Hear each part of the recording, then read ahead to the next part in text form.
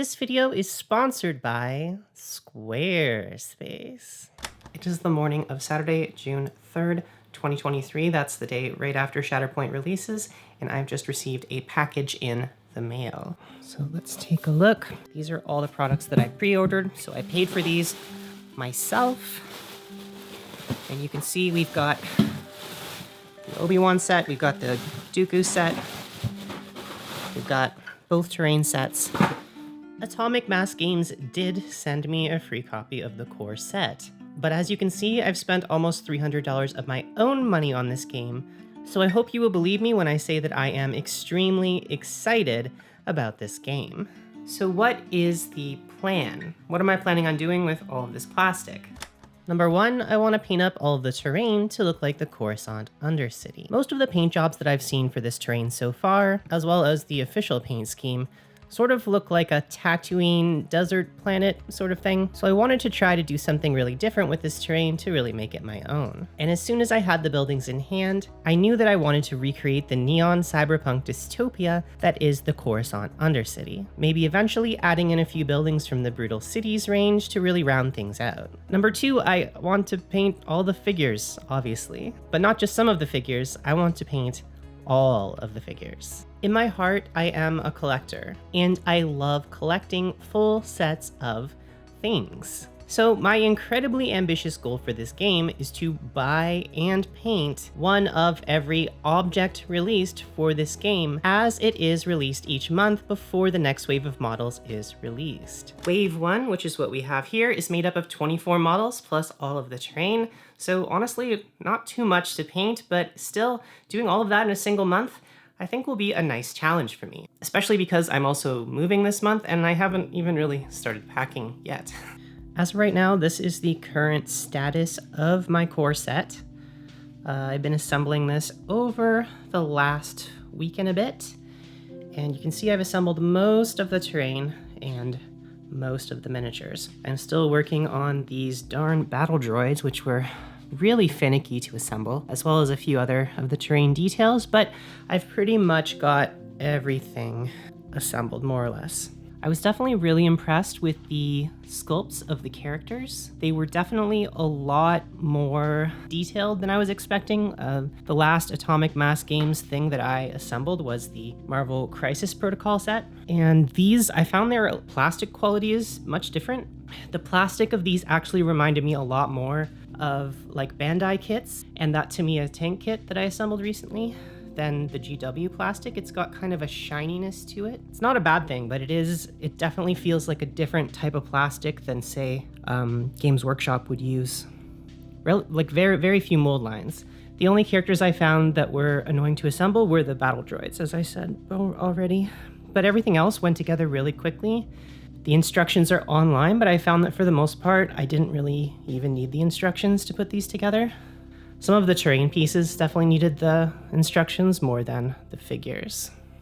I have to say I am really impressed with the terrain, and there's a lot of different ways you can build it. Something I didn't realize when I first got this is actually that a lot of this stuff is stackable to create larger buildings if you want. I haven't glued on a lot of the ladders and stuff yet.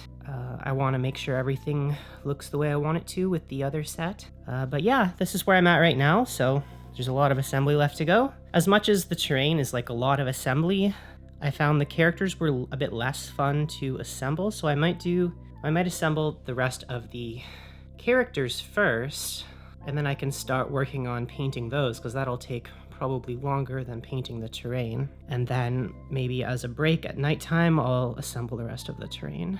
So I think that's what I'll do today. I'll try and get all of the other figures assembled, and I'll try and finish the battle droids. So that will be my task for today. It's already pretty late today, so.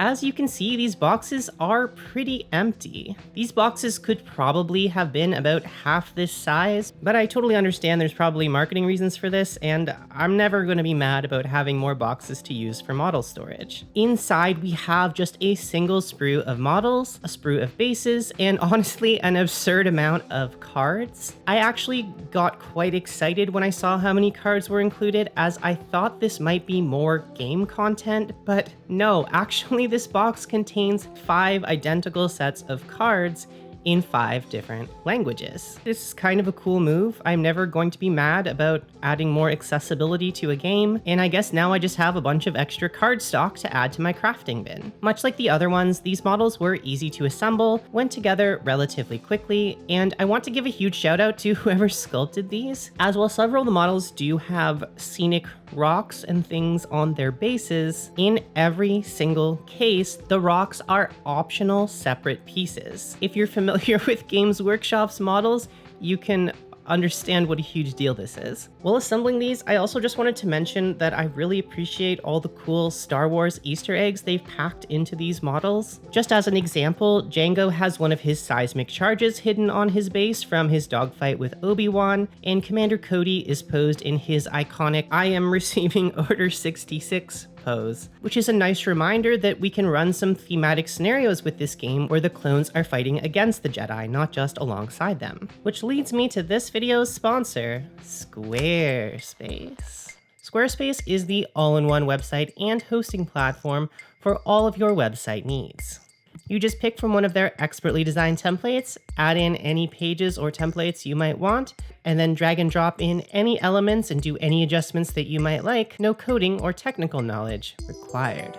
I've been using my current Squarespace website to house all of my hobby progress, reference documents, and other miscellaneous information that I can't fit into these videos. So if you'd like to make a website, why not check out squarespace.com today for a free trial. And when you're ready to launch, go to squarespace.com/DanaHowl for 10% off your very first purchase of a website or domain.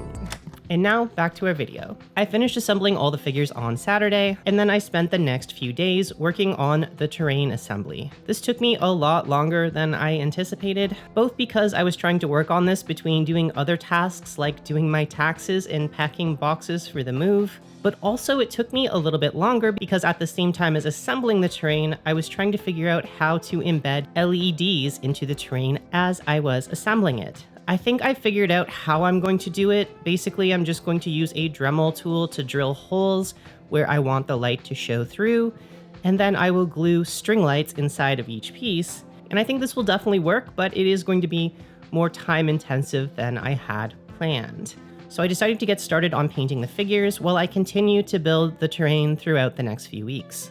And before priming any of the figures, I decided to use 2 of the spare bases included with the core set to house the Tuca Cat and Convor that were included with the terrain sets. I thought these were really cute sculpts, and I'll probably use them as objective tokens in the game, so I thought they deserved their own bases. To blend them in with the bases, I used some tacky glue and my standard mix of sand and rocks, and I also added bits of sand and rocks to a few of the other figures that had scenic rocks on them to help those scenic rocks blend in with the rest of the base. Once this was dry, I started priming. And for all of the models, I thought the most time-effective thing to do would be to apply a zenithal prime to all of the models. I started out with a black prime, and then instead of a gray midtone, I decided to mix things up a bit and give everyone some pink and blue midtones. I mixed some of my favorite pink ink with some white primer to give a pink midtone to any of the figures that would end up with a more warm color scheme in the end,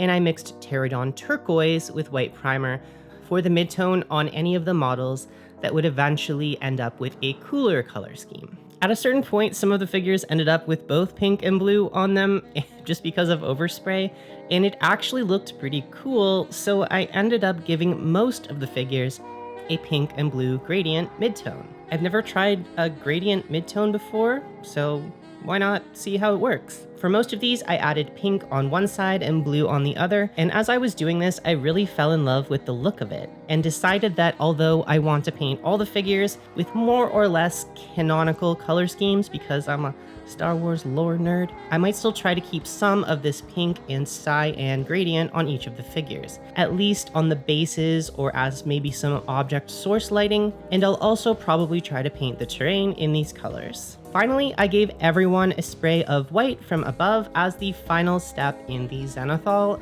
and I was surprised at how much of the gradient underneath showed through and gave everything a sort of pearlescent look. Once this was done, I finally started putting real paint on the figures.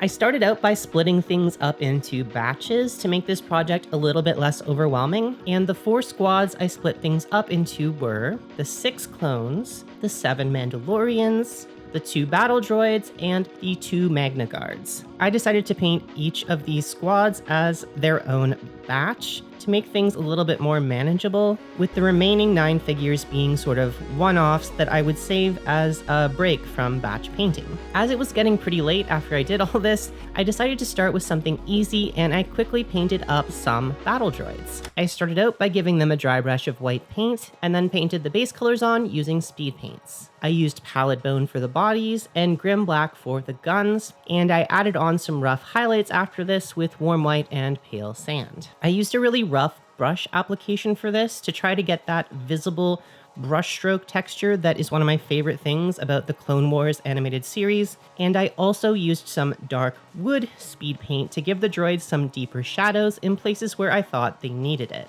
As a side note, I've started doing this unconventional move of using Speed Paints 2.0 with my wet palette. And I found this is actually a great way to keep the paints more liquid, more blendable, and it helps extend their drying time.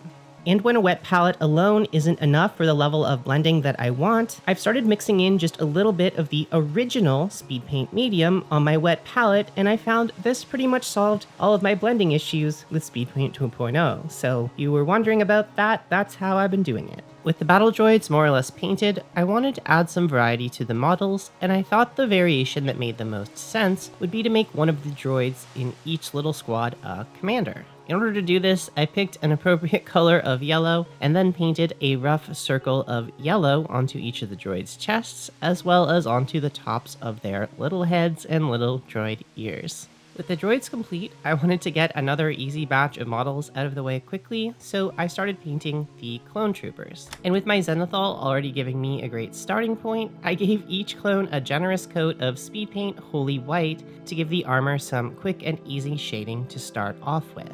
Once this was dry, I used speed paint Grim Black to paint all of the black parts on the armor and under armor. You could really use any black paint for this, but for the guns in particular, I like to use Grim Black, as I think the built-in shading it gives is a great approximation of what most Star Wars blasters look like. After this, I just used ash and stone to apply some even deeper shadows in select places on the clone's armor, and finally, I used some warm white paint to add a variety of edge highlights and targeted shading to the armor.